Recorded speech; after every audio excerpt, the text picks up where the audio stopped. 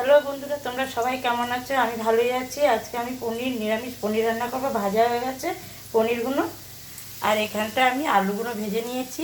এবার মশলা দিয়ে কষিয়ে নেবো। এই যে মশলা বাটা হয়ে গেছে, এবার এগুলোকে ভালো করে কষিয়ে, আমার আলু কষানো হয়ে গেছে, এবার তেল বেরিয়ে গেছে। এবার আমি জল দিয়ে দেবো।